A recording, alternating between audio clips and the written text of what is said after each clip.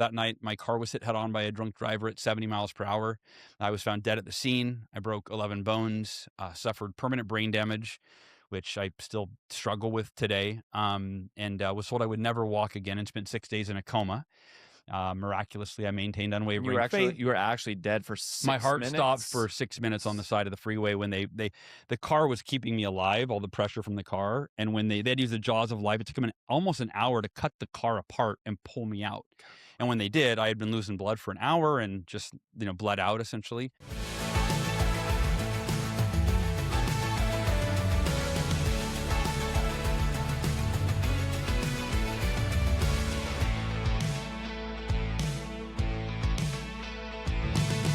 Hey, I am so excited to introduce you to one of the most inspiring people that I know personally. This man has made a huge impact on my life. My mom is a huge fan. All my friends are huge fans. And he is someone who is not only a colleague, but someone who has become a dear, trusted friend. We share the stage at events together. We're in masterminds together. I respect him so much with the highest level of esteem. This gentleman has sold 4.5 million copies of his book. His books have been translated into over 40 languages. He has over 380,000 people in his Facebook group for his book, has an app that has thousands and thousands of 5-star reviews. And he has died for real once and nearly died another time. We're going to talk about that. This is no other than Mr. Hal Elrod, author of The Miracle Morning, creator of the Miracle Morning series. There's a documentary on his life, a movie that you can check out. And anyways, Hal, thanks for being here, buddy. Rory, you're welcome. Thank you. And what an introduction. You should be a professional Hall of Fame speaker or something. There you go. That's Maybe pretty good. there's hope for me. Yeah. So I want to know, you've had a lot of, so that bio talks about you've done a lot of awesome things. You've had a lot of crap happen to you. Yeah. You've had a lot of seriously hard stuff. What do you think are the most difficult things you've gone through that have actually shaped like who you are today? Like, because I know you've been through a lot of them. Yeah. Yeah, I'll tell them quickly because I tend to go into a lot of detail in my stories, and just we can go into any one that you want. But the first one I didn't talk about until the last year. I didn't really even realize this was a part of my life and who I am as much as it is, which is the death of my sister. When I was 8 years old, my baby sister, I woke up on a Saturday morning and my mother was screaming across the hall, my baby, God, don't take my baby. And at 8 years old, I ran across the hall and my mom was pushing on the chest and breathing into the mouth of my little 18-month-old sister. And Amory was her name, and she passed away that morning. And at 8 years old, it's like I don't fully comprehend death, and it's very weird. I don't understand the emotions that I'm feeling and the ones that my mom was feeling.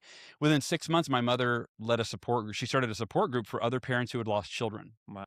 And so I didn't realize this until I was going through therapy in like 2020, dealing with some difficulties after chemo, some PTSD.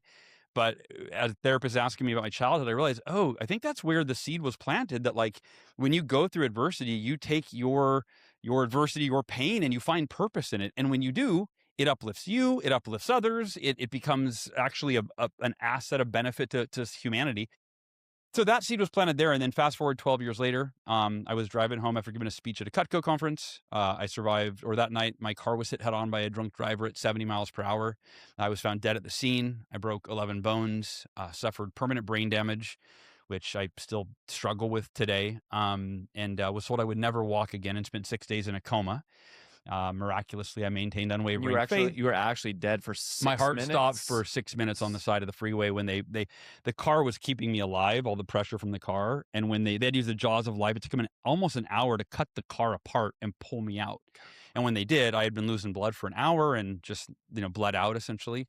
6 days in a coma, flatlined twice more. And when I came out of the coma, I faced this unimaginable reality that I broke all these bones. I'm never going to walk again. And I accepted the worst case scenario. If I never walk again, I'll be at peace with it.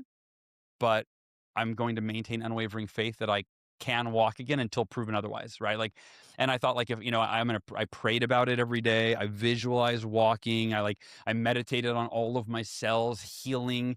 And 3 weeks after the crash, the doctors came in with routine X-rays, and they said, "We don't know how to explain this, but your body is healing, and we're gonna let you take your first step in therapy today."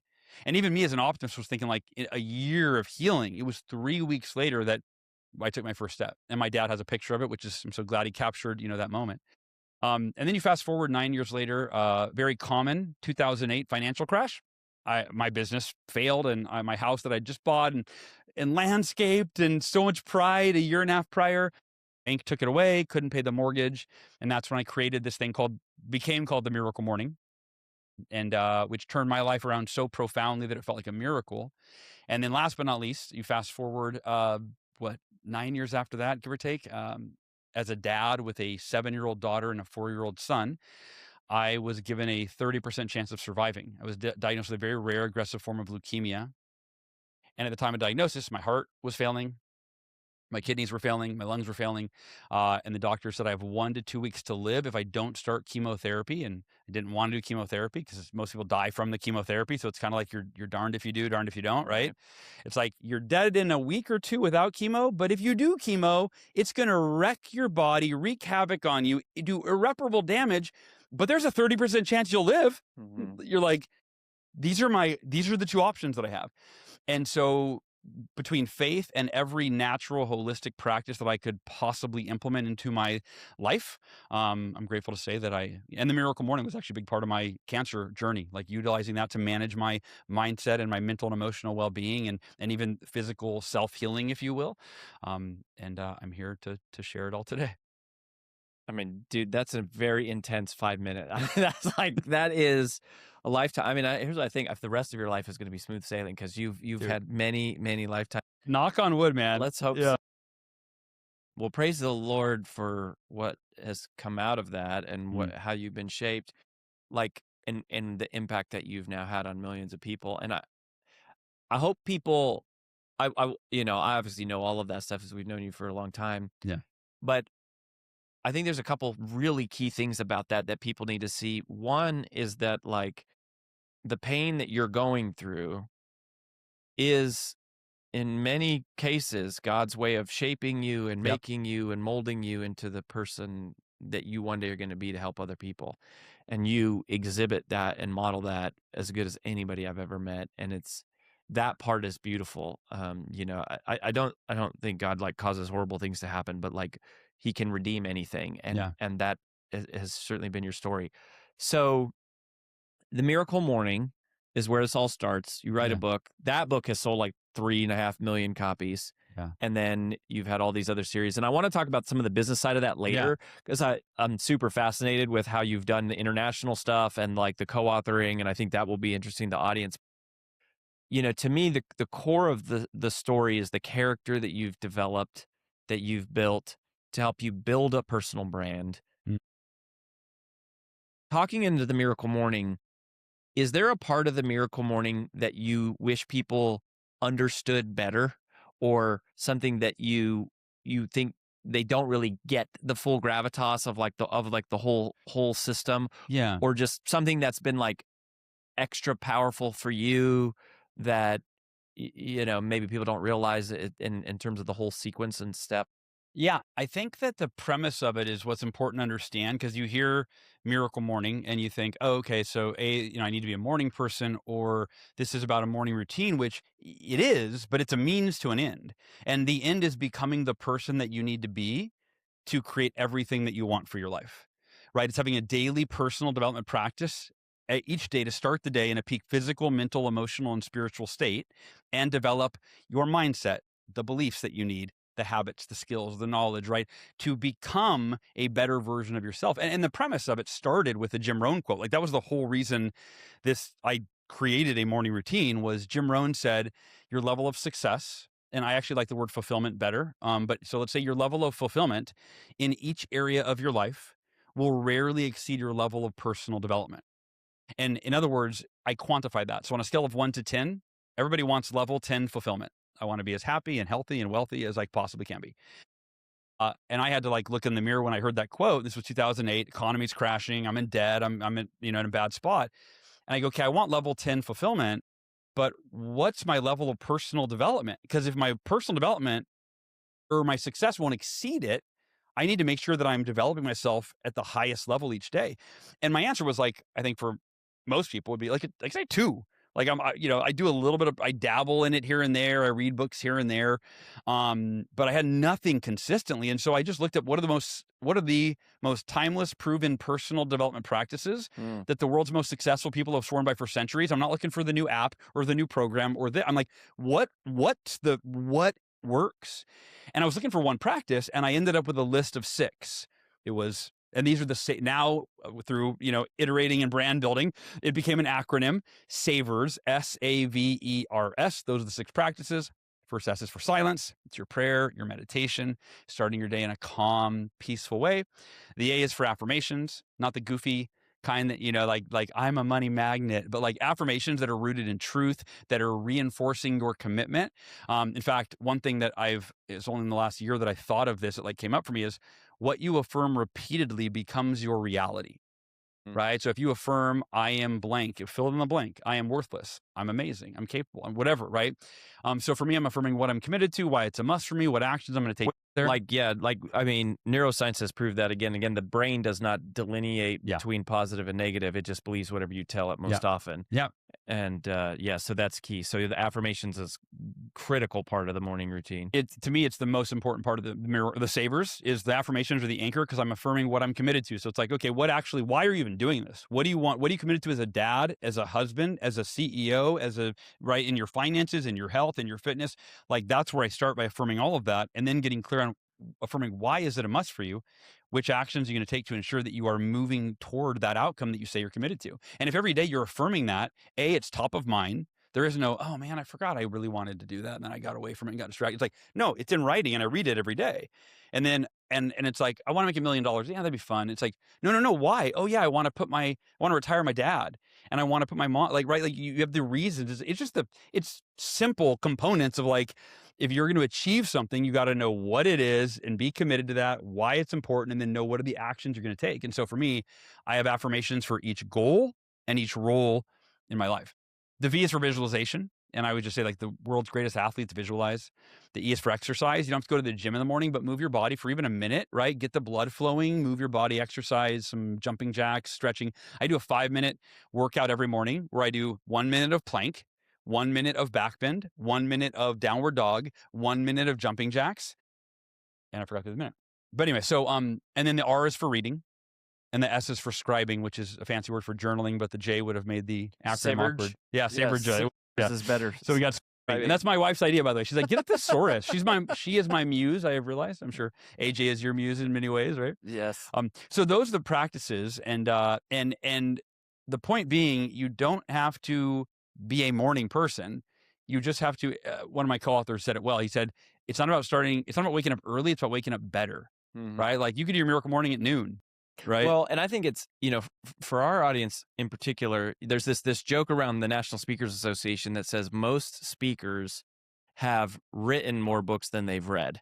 I love that. And I think, AJ and I were just talking about this recently, that we're like, golly, like, we are products of the personal development industry. Yeah. We are the biggest personal development junkies there are. Yeah. Even now, Chris was actually talking to me about this the other day. He's like, you would never watch a course. I'm like, I am watching a course every moment of my life. I'm in somebody's course, learning something, yeah. doing something. And it's just like, I think a lot of personal brands, it's easy to overlook, to be like, oh, I'm the one writing the book, I'm the one speaking on the stages. Yeah. I don't need to be doing, but it's like, and then you overlook, like, am I doing the fundamentals? Totally. Do I have a vision? Do I have affirmations? Am I conscious about, like, what I'm reading and all that kind of stuff? Because clearly that's been a big part of your personal brand journey also. Yeah. And I'm guilty of that, in that I've done the Miracle Morning probably 6.2 days a week for the last 17 years. I mean, I do it 7 days a week, unless I've got like late night with my wife or a concert or whatever, but otherwise it's almost every day. And including when I'm traveling. But I also will realize sometimes I'm like, wait, I actually haven't visualized in like 3 months. Like, so it's like my brain says I'm doing it every day, but I'm like, I'm actually we all do that. We get away from the basics, right? Like you said, do I have a vision? It's like, well, I used to, but then I got where I wanted to go. And then I kind of let some of those, you kind of drop some of the plates that you're spinning. Yeah. So I do my miracle morning every day, but for sure it's not perfect. Yeah. I mean, if you're going to become a better teacher to other people, it's like you have to become a better person. You have to be a bigger vessel. Yeah. You got to increase your capacity. Um, what are some of the doubts you've had about yourself in building your own personal brand Mm. and being, a speaker, coach, teacher, podcaster, all the things, author? What are some of the like limiting beliefs that you started with Mm. that you have had to coach yourself through to be able to build the empire that you guys have built? Yeah, I think that the big picture answer to that, there's lots of specifics, but the big picture was if I go through the phases of like, the stair stepping of growth. So when I was 19, up until that point, I had never achieved anything remarkable, meaning like I didn't get good, I wasn't an achiever. I didn't get good grades. Mm. I wasn't an athlete. I never played organized sports. I wasn't popular. I got bold, right? Like, so I had nothing in my brain that was like, like there's the kids that we know growing up and you're like, oh, they're going to be super successful. Like Right. they're everything they do, they're the best at. And like, I wasn't that. And it was my second day of my Cutco training when my mentor, Jesse, said, all right, y'all, you're about to enter into your fast start. It's the first 10 days. And if you sell $1,000, you get a trimmer. And we're like, dude, I want a trimmer. Let's go. What's a trim? It's like the most popular everyday, just a small little like tomato knife, like that's used Oh, okay. every day, right? Okay. Yeah, yeah. Thank you for asking. If you sell 2,000, you get a spatula spreader, which is like a spatula with a knife. You're like, oh my god, I love this spreader. Clutch. Yeah, I mean, and it's funny because you've just been through 2 days of Cutco training. You're like, you love this stuff, and then he goes all the way to the top, and he's like, now the highest level is the record. It's the most anyone has ever sold in the last 50 years in the first 10 days. He goes, it happened to have been broken last week by a gal in Bakersfield, California. And I was in Fresno.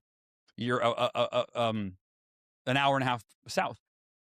And he said, if you break that, you get everything on this board. Plus, we're going to take you to dinner in a limo. Plus, I'll take you skydiving. And I'm like, this is it. And so for the first time in my life, and if anyone's listening right now, we all have this limiting belief of separation between people that we view as superior to us in some way.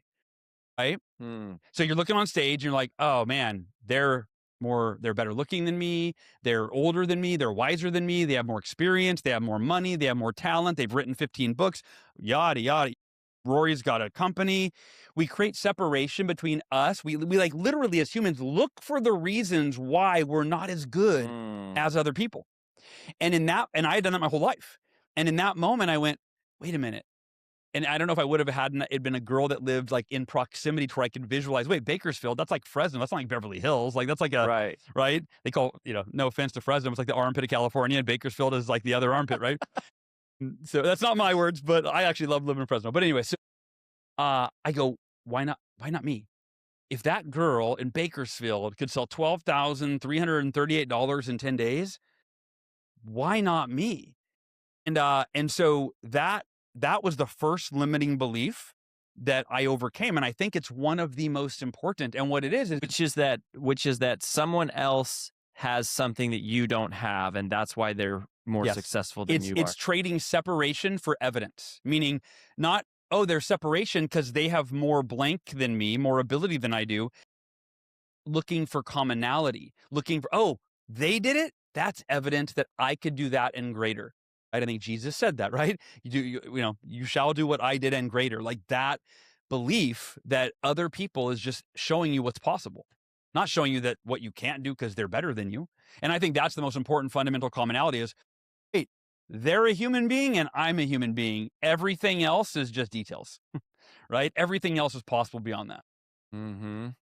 And then, so in that moment, I mean, how did you get past that? It was like a spatula, and then it just clicked. So So I went to Jesse after training, and I said, I was like, I thought he was going to be so excited and be like, "Wow, Hal, you're going to do it." I said, "Hey, Jesse, I'm excited to tell you something. I said, I want to break the record. I want to beat that gal Christina's $12,338.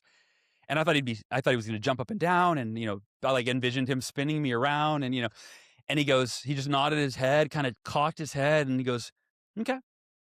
He goes, Hal, I want to ask you a question.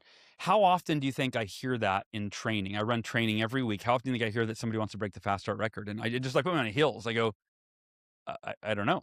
He said, every week. Guess how many people have done it since I've been a manager? I said, I don't know. He said, none. He said, it's easy to get excited, but if you want to break the record, you can. I can help you, but you have to be committed at a level you've never been committed to anything in your life. And again, he's telling this to a C student, not an athlete, lazy, undisciplined. And I'm like, and at that point, I admired this guy. And so it's interesting how things work. But if like I was in isolation and no one knew, I'd be like, nope, never mind. I'm not ready for that. But because I didn't want to let him down, I go, I'll do it. I'll commit. I'll do whatever you tell me to do.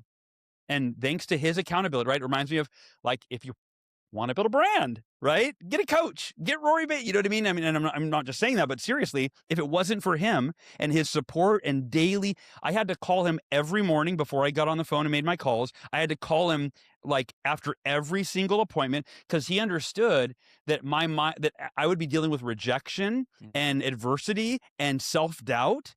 And he knew that I wasn't equipped at that point at 19 years old I didn't have the tools, but he did. So I called him. I mean, I talked to him 6, 7, 8, 9, 10 times a day. And he managed my mindset through the ups and the downs and the no sales and the rejection. And, and on my last appointment on the 10th day, I broke that record. Yeah. See, when you're talking, for some reason, I'm being reminded of one of my all-time favorite quotes. And it's from Mike Tyson.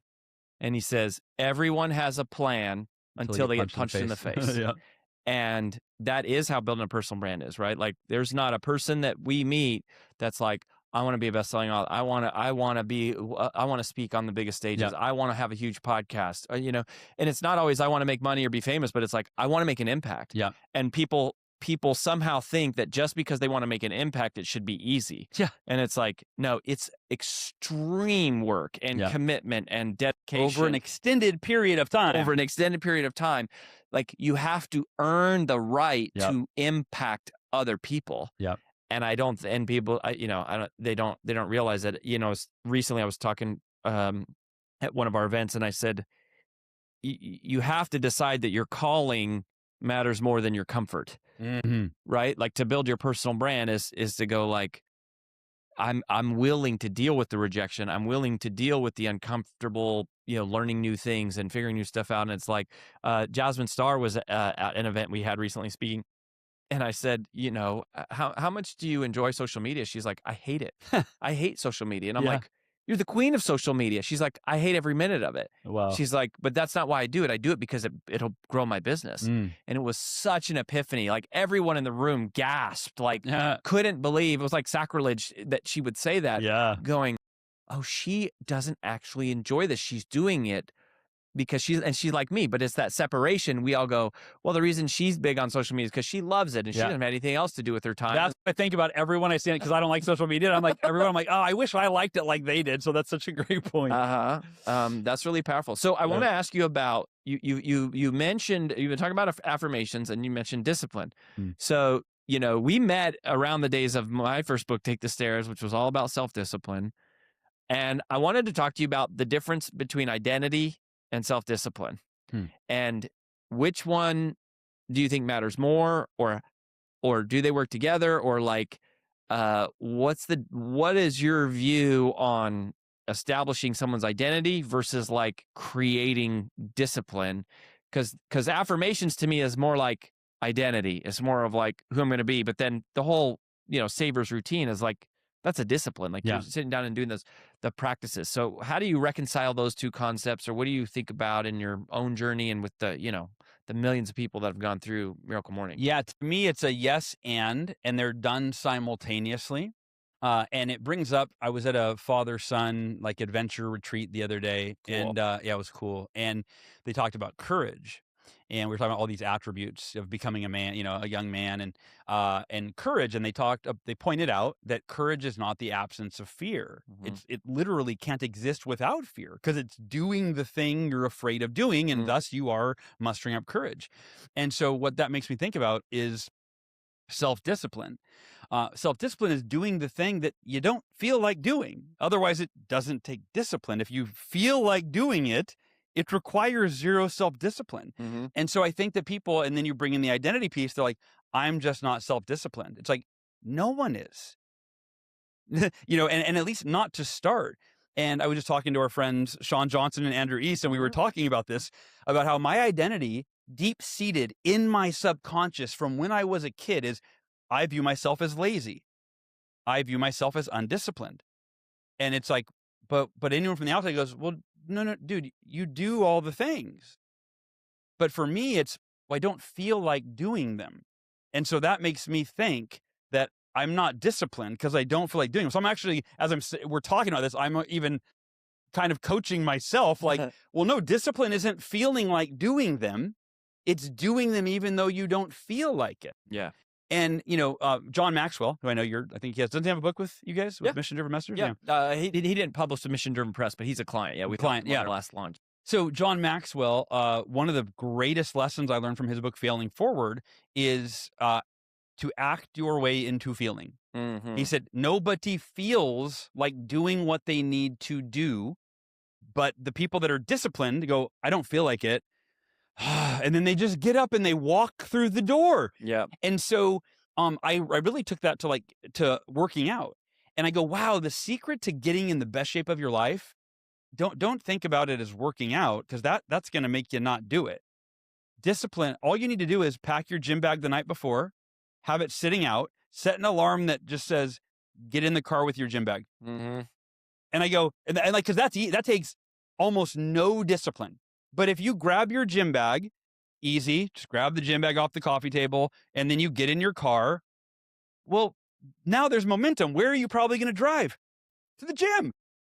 And then then you're gonna grab your gym bag off the couch, and you're still negative self-talk, like, I don't feel like this. I don't really want to work out, but you're doing it. You're maintaining this. Then you get out of the car and you walk in the gym. Well, dude, now speakers are blaring. The energy is palpable. People are running. Like, you're okay. Now your energy and motivation are going up. And then you're like, I got a gym bag in my hand. I guess I'll go get dressed. Then you go get dressed and you're like, well, now I'm might as well walk over to the treadmill. I'm here. Then you go to the treadmill and then you're like, 10 minutes, go, right?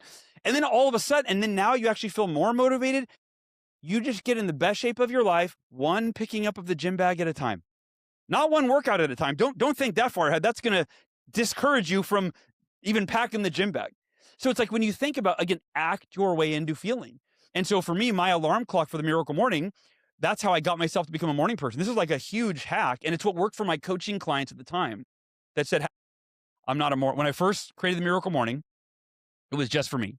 I didn't know I'd ever teach it to a single person. It wasn't a book idea. And then, it was like God having one of my coaching clients a few, like a month or two after I started doing my Miracle Morning every day.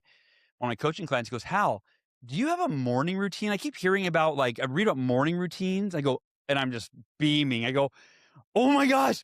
I'm so excited to tell you about this. And I tell her all about Miracle Morning. And she's like, I'll try it for a week. I said, I have to give you one tip, because she's like, I'm not a morning person. I said, the game changer was I moved my alarm clock from my phone on my bedside table to my bathroom sink. Because if you can, and this is for everybody listening, if you're not a morning person, this is a hack. And if alarm goes off and you can wake up and reach over and turn it off while you're still half asleep, good luck mustering up any discipline to do what you need to do. But if you have to get out of bed and you're upright and now you're moving your body, you're 10x more awake than you were when you were fumbling to the table side.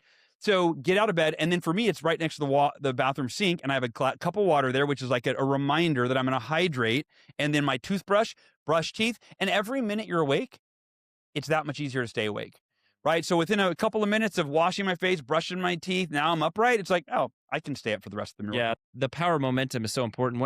There was there was a time in my life where I was about 40 pounds heavier than I am now. Wow. And one of the greatest hacks I had, which helped me lose 45 pounds, was I made a deal with myself, which was I don't have to work out. I just have to go to the gym. Yes, that's And it. if I get to the gym Yep. and I'm there and I don't want to work out, I'm allowed to turn around and drive home. Dude, I love It this. was a total like just deal. And then it's like, and I think there was one time where I actually did turn around and I was like sick or something. I'm like, I really just, but it was like every time. By the time you're there, Yeah. the decision, Dude, the decision. you're the has- living has epitome made. of a theoretical lesson that I just taught. Yeah. That's so good. Yeah. So, let's talk about Miracle Morning. And this is like, I mean, this thing's become a movement. How have you done the business of this? I want to like you've how many books are there in the series? How did you structure the co-authoring? How have you done the international deals? Like Yeah. you've taken a book, which by the way, if people don't know, this is worth saying, was self-published. It was a self-published book. So Until 2 years ago. until 2 years ago. Yeah. The first 11 years it was self-published. Yeah. So like, millions of copies as a self-published author. How did you start structuring deals and like co-authoring things and like licensing this, I guess, if Yeah. this is the term, because it made it a worldwide movement? Yeah, so I'll kind of start at the beginning in terms of the launch of the book. So I self-published the book. It took me 3 years to write. I am not a fast writer. It took me 3 years. And I had no publisher with a deadline. So it was like I was just writing, each day. Uh, when I was coming out with the book, I had like advanced readers, and the feedback I was getting, even through the 3 years that I wrote it, because I was teaching it in interviews, at speeches, to my clients. So I had tons of feedback of this is changing my life. Hmm. And so that fueled me of like, and this is important. I have a responsibility to share this message. Like that's literally why I did it. First of all, never in a million years did I imagine that it would sell 1 million or 3 million. Never. I taught it to my coaching clients. I taught it to one, and for her it worked. She's like, "Oh my gosh, I'm running." I remember Katie Haney is her name. She was the first person. She's like, "I'm not a morning person now, but I Good keep job, reading about morning Katie. routines." Yeah, she crushes. And so, Because if you had failed, Katie, this may have never literally, happened. I wouldn't, because she came back to her call, and she's like, "Oh my gosh, Hal, I did it. I moved the alarm clock to the room. I'm up every day. I'm running. I'm doing it." And I go, "Oh, wait a minute. I'm going to teach this to my other 13 coaching clients." So I teach it to all of them. Most of them resist, saying I'm not a morning person. And then 13 out of 14 came to the next call, and they're like, "Oh my gosh, it's working. It's amazing." So then I go, okay, if it worked for them and it worked for me, and none of us were morning people, none of us identified as morning people, this could work for anyone. I have to write a book. Okay, so so it's like I have a responsibility to share this with the world. Mm. So That's an important huge. switch that has to flip for all Mhm. of us. Like when you're doing it for fame, you're doing it for money, you're Yep. doing it because you think you're supposed to, like you're doing it because someone else told you, you will burn out. Yep. Like the only sustaining drive that it to do what it takes to make it, I think, in this business is like that switch has to flip where you go, I feel obligated to share what I have with other people. Yeah. And then once that switch flips, it's like, okay, now we're talking. Yeah, and I'm living example of that in terms of Miracle Morning came out on 12/12/12, December 12th, 2012. It's 13 years later. I still do interviews. It's not self-published. I don't make very much money on the book anymore, right? Like I make pennies on what I used to make, but Because you sold it to I sold it to a traditional publisher. yeah. But it's my life's work. I don't see me stopping for the rest of my life. So anyway, back up. So book comes out, and I'm setting my goals for the year. And because it came out December 12th, 2012. So I'm like, all right, set my 2013 goals. And I go, I'm going to change 1 million lives one morning at a time. I'm going to try to reach 1 million people with the Miracle Morning this year. And it was a very naive goal. It wasn't based on any data. I had no audience. I wasn't well known. I had no podcast and nothing. And, but I was like, it's my responsibility. And I just believe in setting I have no problem. I believe in another Jim Rohn philosophy, which is the purpose of a goal is not to hit the goal, who it makes of you by giving it everything you have until the last possible moment and beyond. Right. So I'm like, I'm going to give it everything I have to sell 1 million copies. And I affirmed it every day. I am committed to do everything in my power to change 1 million lives one morning at a time. That was my mission-driven message that inspired me a lot more than sell 1 million books, because who cares about a million, right? Like, that wouldn't motivate me. So my mission was change 1 million lives one morning at a time. And How close did you get in the first 12 months? I love it. It's one of my favorite stories. So I was 987,000 copies short of my goal. So I failed by 98.7%. Uh-huh. But I want you to know, I did everything in my power. Dude, I was on 152 podcasts, and that was before there were probably 1/10,000th as many podcasts. Yeah, that must have been how we very first met, because I was just like had just been podcasting for a few years. That must have been When did you start? Well, it was at our former company. I had a podcast that I think I started in like 2012. Well, okay, right. And so right in that 2013, 14, 15, it was started to grow. And I bet that's right. That's right about when we met. Yeah, and the way I got on podcasts was my Cutco skills. The way Cutco's sold is referrals. You do an appointment, and then at the end, whether you buy or not, I say, "Hey, Rory, how'd you like the presentation?" He goes, "Great." You go, "Anybody you could refer me to that would be nice enough to let me show this to them." And so every podcast I did, at the end, I'd go, "Hey, how was that?" They go, "Oh, it's amazing. This is gonna." I said, I'm really trying to get on more shows and share the Miracle Morning. Who do you know that would be nice enough, maybe a podcaster that would have me on their show? And then I would send them a template they would, and so I got 152 podcasts. I gave 36 speeches across the country I was probably making a couple $1,000s a speech back then. And I think it was mostly colleges too. I was just getting started. I didn't have much money at the time. And so on a credit card, I paid this PR company to get me on 13 morning television talk shows. Mhm. Good Morning Sacramento, Good Day Houston, right? Sure. You name it. So I did everything, like literally, and I didn't have kids at the time. I worked 6-7 days a week to change 1 million lives. And I was 987,000 copies short. And here's the lesson in that. I mean, there's a few lessons, but one is, to your point, you have to have a mission, a purpose. I remember setting the goals for the next year, and I go, this doesn't change my goal. It's just that my timeline was way off. And I got a calculator. I divided 1 million times 13,000 copies a year is 77 years, at which time I would have been 110 years old. Yeah. And so I basically, in that moment, I was like, and I think I wrote my affirmations, I'm committed to change 1 million lives one morning at a time, no matter what and no matter how long it takes. And I have to live to be 110 Yeah, years 110 years old. And so year 2, I did everything again, everything in my power. I sold 23,000 copies. So it's like, it's up a little, but it's still nowhere where I need to be. But I go, this is my life's work, And then it ended up being 6 years to get to 1 million copies. Mm. And here's the path. And this is what people need to understand, because it's far more important, the commitment that you have to do whatever it takes for as long as it takes, because you genuinely believe that it is your mission to deliver. Like I didn't come up with the Miracle Morning. Like, God whispered it here and whispered it there and put this person in my life and this person in my life, right? And so I feel like this is my life's work. This is my mission. Which also made it easier, by the way, with everything that we're going to talk about with like the series and stuff is, because all these opportunities started coming out of the woodwork at one point, and you're tempted to be like, oh, yes, sure, yes. And at one point I go, I'm saying no to everything that doesn't help get the Miracle Morning into people's lives. And that's why we made the Miracle Morning movie, the Miracle Morning app, 15 books of the Miracle Morning series, right? Because oh, now I know what to say yes to. It's things that help support this mission, right? So let me turn it back over to you. Remind me of the question, or where you want me to go next. Well, I think so. I was just asking you about how the licensing all happened, and the co-authors, and how you started to structure like the business side of that, and when's the right time to like create a subsidiary title, and like when's the right time to do international deals and that kind of thing. Let's talk. Yeah, we'll talk series.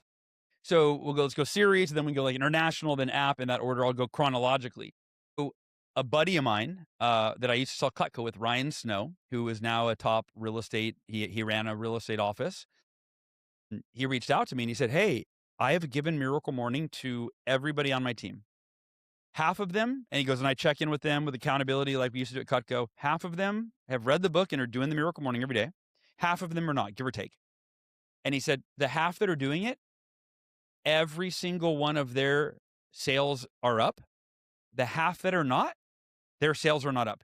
He said, that cannot be a coincidence. Have you thought about doing a Miracle Morning like a series, Miracle Morning for salespeople, where you customize the entire Miracle Morning practice, the affirmations, right, for a salesperson. I said, no, or I said, I've thought of it, but I don't know how to do it. I said, you want to co-author a book together? He goes, sure. So we just super organic, right? Then I met Honore Quarter. I think you know Honore, don't you? I do. Yeah, and I met Honore because she wrote a Goodreads review for Miracle Morning, and it just caught my attention. It was so heartfelt and so sweet. And then I Googled her, and it turns out she's the creator of the successful single mom book series. Now she's written like 50 books, but back then she had the successful single mom book series. So I messaged her. I'm like, hey, thank you so much for this review. I really appreciate it. Then we end up getting on a call, and I'm like, hey, how'd you do a book series? Would you mind sharing that with me? And she tells me, and then I go, you want to do a book series with me? You want to like help me with this? And so I end up hiring her to help me produce the book series, and right, and then it just takes off, and then it's just organic, where I'm at Genius Network with Joe Polish. We become friends, and he decides to do Miracle Morning for Addiction Recovery. I have a real estate trainer, Michael Mayer, reach out, say, hey, Miracle Morning needs to be, let's do real estate agent one. And now there's 15 books, give or take, in the series for college students, for parents and families, so on and so forth. And here's what I would say. I have people approach me a lot. Hey, how do you do a book series? I have, my book's out. It's been out for 6 months. How do I do a book series? And I always ask them, how many copies has your flagship book sold? 1,000, 2,000, 4,000, 5,000, whatever. I say, well, let me explain. Here's my recommendation is that you put all of your energy into selling 100,000 copies of that book. And then once you do that, then you consider franchising and creating spinoffs, because your spinoffs will sell a fraction of what the original sells, yet they will require arguably as much effort to write and create that book, sometimes even more, because now you're managing co-authors and so on and so forth. So that's really what. Do you partner with the authors, or do you just pay them a fee to do it? Or So like, the way that and I did it, who write, are they completely different? Are all of them completely different? I created a template. Okay. So it's the first 4 chapters. Okay. And with a bunch of fill in the blanks, like affirmations are important for blank because of blank, right?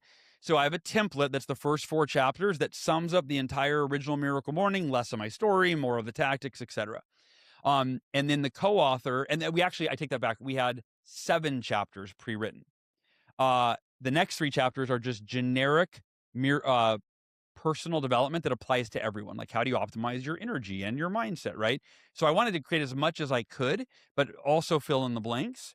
And then they would fill in all the blanks to customize the entire book for the niche. And then the last 3 chapters would be their original content.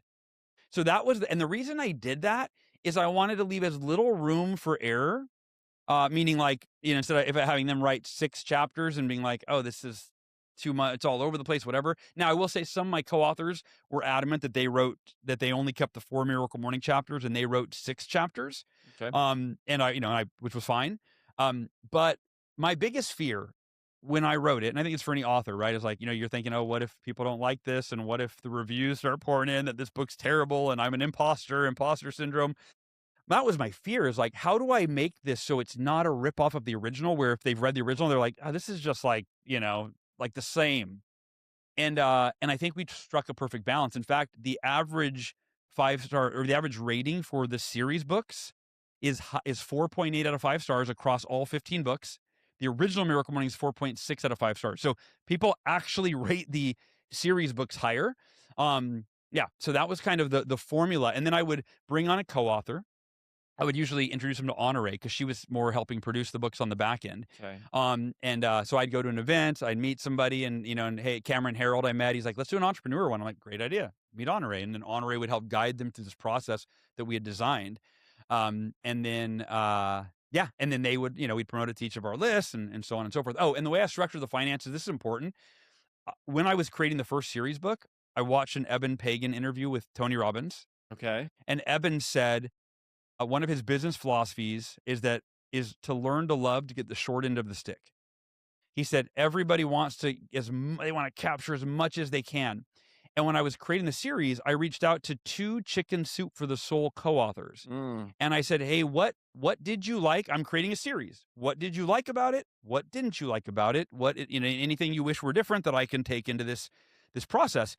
And what they said is, this is not on the record in terms of like, this is my recollection, was that they didn't make a lot of money from the books because I think they were traditionally published and then they were getting a little piece of what Mark and Victor were getting, right? So I thought, I don't ever want a I want this to be a huge financial win for my co-authors. So I decided that it was going to be 50-50, where they got 50% of the royalty. I got 50%, and then I split my 50% with Honore, who helped me produce the series, so that everybody won.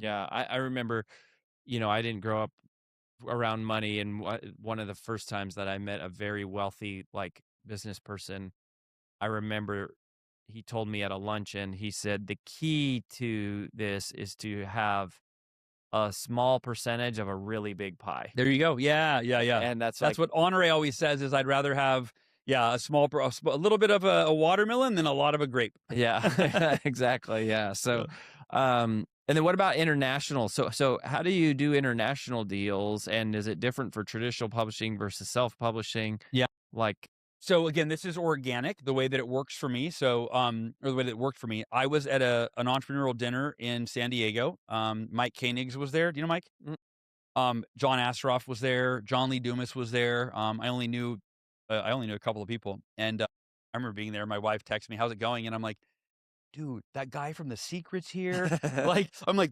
I'm like, this guy named Mike Koenigs. I like went to his event last year. I'm like, I don't know how I got invited to this dinner. I remember that.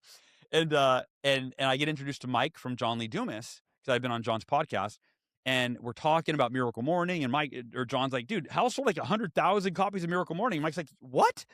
And he goes, "Do you have an agent?" And I go, "No, I'm self-published." He goes, "What?" He said, "Have you thought about leveraging that 100,000 into a book deal?" I go, "I'd love to, but I don't know. I don't know how to do that. I don't know where to start." He goes, "Well, you need an agent, and I have the best agent." So he introduces me to Celeste Fine, who's my agent to this day. Love her to death. She's the best. And she's an agent for a lot of our clients. oh, really? Yeah. Yes, mhm. Love Celeste. We set a call. We talk, often. But so he introduces us. And I remember before the meeting, I was so nervous, so nervous. I'm like, she's not gonna work with me. She represents all these big names. And then we get on the call and she is like selling me on working with her. I'm like, oh, this is cool. So I ended up signing with her, and she pitches me to New York publishers, to traditionally publish Miracle Morning, which in my mind was, if I want to reach, because I was at 100,000 copies, I'm like, if I want to reach 1 million people, this is the next step. I've got to be a serious, traditionally published author, right? Right. And be in stores and all of that. And back then, that was actually a lot more true than it is Is now. This now, was yeah. 2013, 14. And so we meet with publishers. I get 13 offers. The biggest one is for $250,000 advance. Oh, to do the math for folks, I was selling upwards of 10,000 copies a month at that point at $7 a book in royalties as a self-published author. $70,000 a month. Yeah, and actually, I take it back. I think at that point I was like $35,000 a month, but significant, right? Yeah. So I go, wait a minute. Who says you can't make money from books, by the way, Exactly. right? 35 G's a month, Yeah.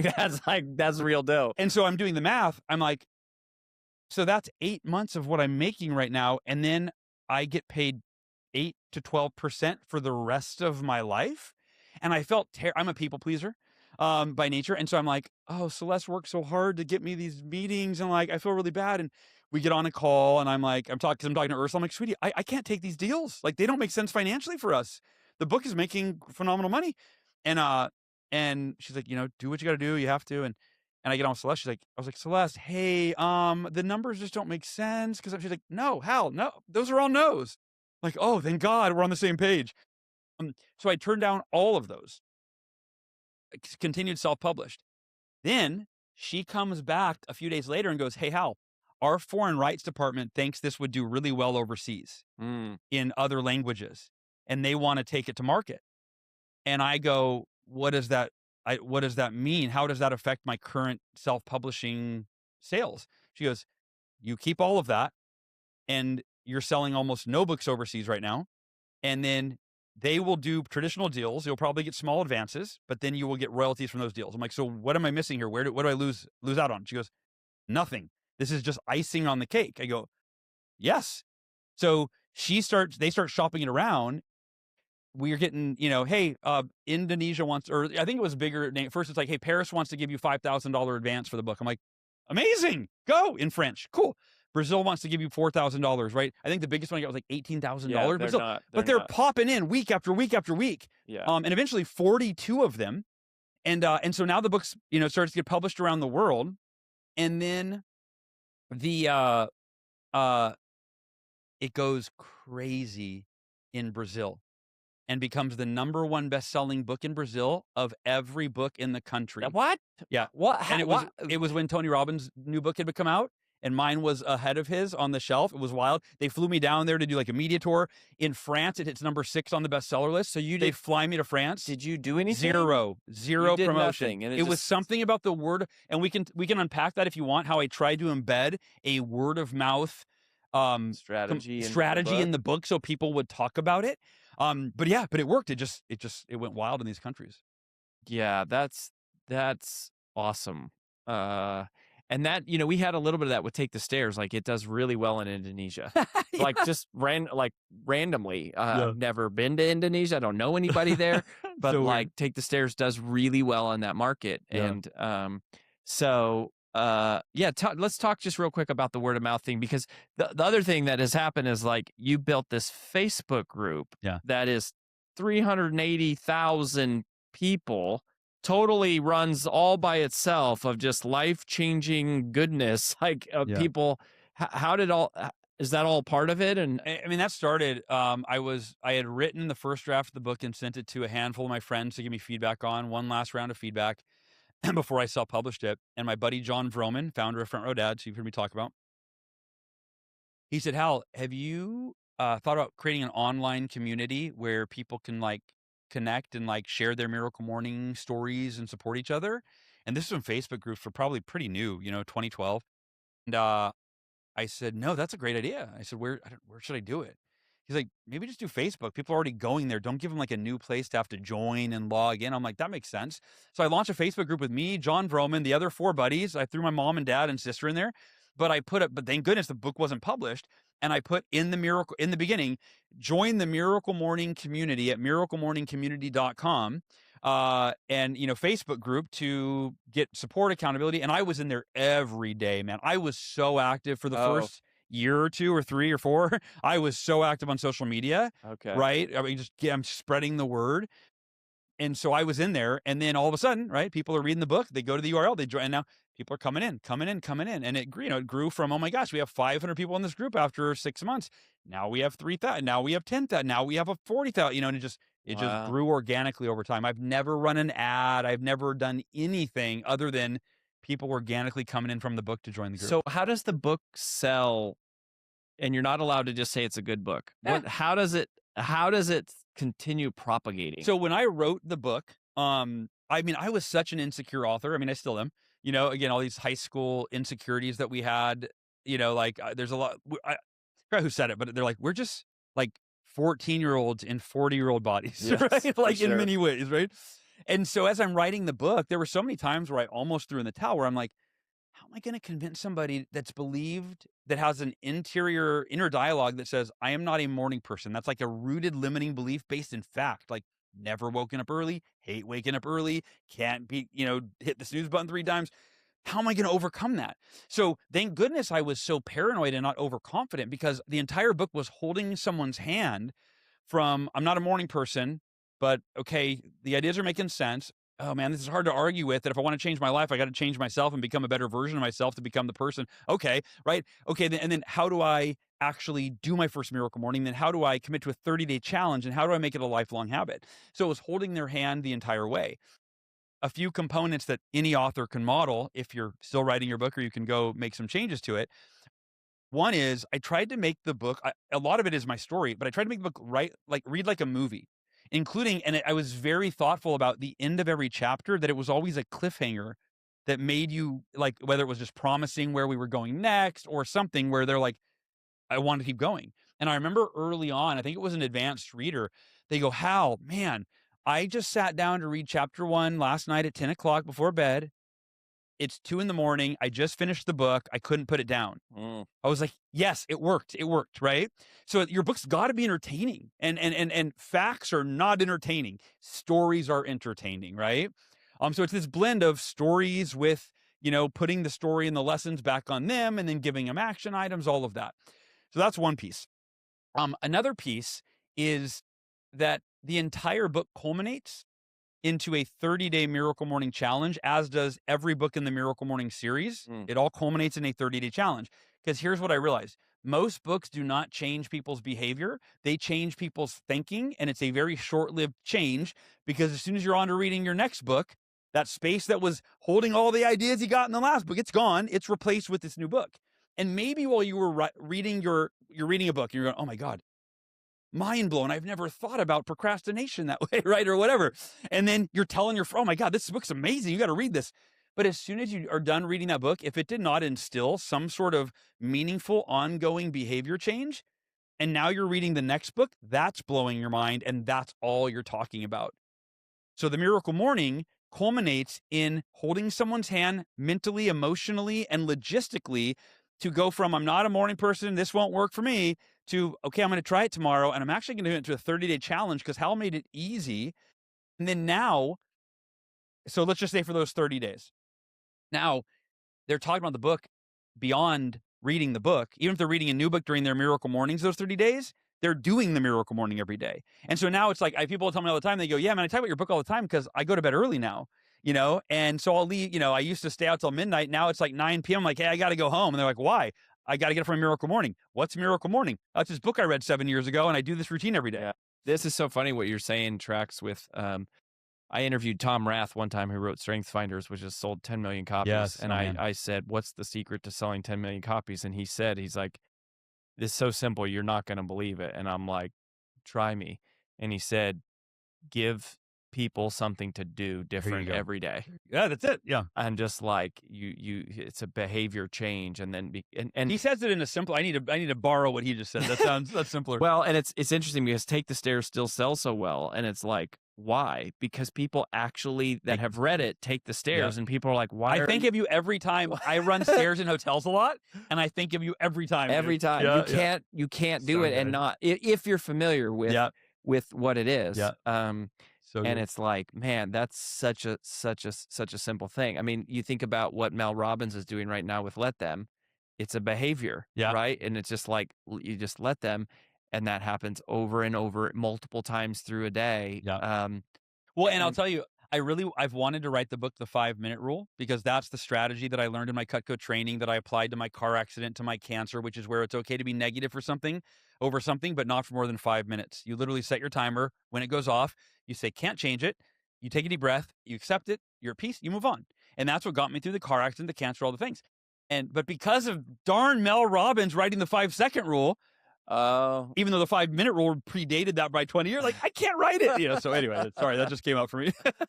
That's great. Well, I got one more question. Before that, where do you want people to go? What are you focused on? You got Miracle Morning After 50. It's the newest in the series. Yeah, and you can pre-order that depending on when this comes out. This comes out December 16th. Okay. And this is interesting to know. I was not planning on writing another book in the Miracle Morning series. The last one was The Miracle Morning for Teachers in 2019 by Honoré Corder. And then I was going through, because I'd been on chemo for 3 years. I had anxiety. I was diagnosed with post-traumatic stress disorder. I was a mess. And so I reached out to Honoré. I'm like, everything's on hold. Like, I'm not doing any more books, man. I need a break. But Dwayne Clark, he is the founder of Aegis Living, longevity expert. He reached out to me like 4 years ago, and he said, Hal, Miracle Morning changed my life. I'm 63 years old. I've worked with over 80,000 seniors. They need this. Wow. And so we've been for 4 years talking about it, and and finally it comes out. But it has more science than any other Miracle Morning book. He's a science nerd. I'm not. I'm much more anecdotal. Like, hey, this is what works for people. Try it out for yourself. And he's like, no, we need the cellular data research. So, all right. So, so this is for anyone over 50. Like, and if you're over 50, it's for you. But if you're not, it's like, this is the best gift to me. Like, I'm giving this to my grandma and my parents and all of that. Because like, how do you ensure that your best years are ahead and find purpose and meaning in this second half? Yeah, that's really, really cool, brother. Is there anything that you see in terms of the future of personal branding and like where this industry is going? Books, speaking, coaching. I wanted to just honestly get your thoughts on that, because it's like the world is changing fast, and in many ways it's like we're along for the ride. We're trying to curate a community for our members and to help them be the next generation of, inspirers and teachers. What are some of the like things that you think are going to change or be Yeah. big to pay attention to in this space? I think that you could already look at even the trend before AI, right? So let's just say pre-AI and post-AI, right? Okay. So Miracle Morning app, for example, has been around for a few years. Well, now obviously it's like anyone with an app is like, are apps going to even exist in a few years? Or will everyone be like, hey, make me a Miracle Morning app that does everything I want? And it's like, I don't know. So, but pre AI, you can still see the trend of how many more books are there now than there used to be. Books were already, because of self publishing alone, right? There were very few books. And I don't know the number, but I think there's millions of books now. And it used to be in the, thousands, then tens of thousands, then hundreds of thousands. So the idea of if you want a book on pick any topic and you go to Amazon and search it, well, even up until now, there used to be one book maybe on that topic, and then there was two, then there was three, and well, now there's five, six, seven. With AI, there potentially could be, dozens and dozens and dozens. So how do you differentiate? A couple things. One is your story, right? That it's really about when people meet me, they often will say, they're like, hey, that Miracle Morning changed my life. And your story, man, like I was going through I hear this almost every time I speak. I was going through a really difficult time. And when I read the book, it was your story. It was your story. It was your story, right? Mhm. And everybody's gone through difficult times in their life, whether or done something extraordinary to share. But that's an important piece. But to me, the bigger, and you said it, it's community. People, the more information is now it's chat GPT, you get all the information that you want. So information is something that we're not going to charge a lot of money for. We can charge money for community, bringing people together, and public speaking. I think that's a big thing, right? Like, Mhm. I don't think that we're going to have AI robots on stage, maybe eventually, but it's going to be a long time. But for you to be on stage sharing your message, and that could be a virtual stage or an in-person stage. And in terms of community, it can be in person, or like our community, we do these Miracle Morning online events, and it's not just me talking to them, it's more them getting into breakout rooms, interacting, sharing what's on their mind, what's on their heart, what they need help with, loving on each other, supporting each other, coming back into the room, sharing with each other. That to me is the future. The future is community. And because here's the thing, chat GPT cannot create community for you. When you are in your silo, it can tell you anything you want to know. It cannot create a sense of community. Mhm. Yeah. Ironically, it's like our humanness is becoming our uniqueness. Yeah, It's yes. it's the like that connectivity. So, I love that. I'm not gonna let you go. I need your answer to that question, dude. What about the future of personal branding? Yes. You're the guy to So, ask. yeah, so I think I'll tell you what we're focused on. So, number one thing we're focused on is community. Yeah. And that's why we bought a building Yeah. so that we could have events and people come here and our members get unlimited access to our events. And we have a virtual level that's a little more affordable. And then we have our flagship, which is like they come and me and AJ meet them and hug them and we meet the Yeah. people. So I think community is huge. The other thing that we're really focused on as a company is the question, how do we help our clients succeed faster? And so I love that. it's execution. So what I think AI does enable is the ability to execute at scale. All the problems we're solving for ourselves, we're not just solving them for ourselves. We're trying to create tools that can, it's like, okay, we solve it for Rory and AJ, and now it's available to our 900 members. And Mm, it's like, so we're trying to go, how can we get copy written faster? How can we get funnels built faster? How can we yeah. do technology? Um, and so I think in that regard, we're leaning into AI. Nice. And then I think the other thing, which is kind of connected to both of those, is we're trying to operationalize the infrastructure to support people to Mm, go, what's all the crap that people hate dealing with, yeah. right? Their marketing automation, their writing emails, social media, booking PR, booking speaking engagements, publishing, like dealing with the publishing of the books, Yeah. recording and going like, what's the right microphone and the right lighting and the right camera and the right angles, and we're trying to go Done for you, kind of. Yeah. done for you or available for you to use, Yeah. to where you can spend more of your time doing your message and less of your time dealing with the business stuff. Yeah. And where would that take us? I mean, I don't know. It could take us into doing tax strategy and financial, whatever it takes to go. We want to take more of the weight of running the business off of our people so Mm. they can spend more of their time being with their people. So I love that's that. Thank you for that. And anyone listening, I hope you'll take what Rory just said, what you just said. And it's like, how can you apply that level of thinking to whatever your business is, to whatever what are the people that you serve? What are they struggling with? What are they uncertain about? What do they need help with? how do Right. you help them succeed faster, like And I love that. How do you help them succeed results. faster? Yeah, yeah. That's actually I love. I'm gonna really think as I'm writing my next book. I'm gonna think about that because for me, it's more like people are struggling mentally and emotionally, and they don't have enough time for their people that they love, and they're pulled thin. So it's like, how can I solve that faster? I love that question. And I think our next book needs to be more clear about one behavior and driving one Mm, behavior. mm. That's really going to stick with me from today. So, brother, I love you. I love I'm you too, man. so grateful for you. You know I believe in you. You are the epitome of what this industry and this should look like. Thank you, man. You're my brother in Christ and my colleague. So, thanks for doing what you're doing. Keep going. It's making an impact, man. It's really making a difference. Ditto, ditto, brother. Thank you. Love you, Rory.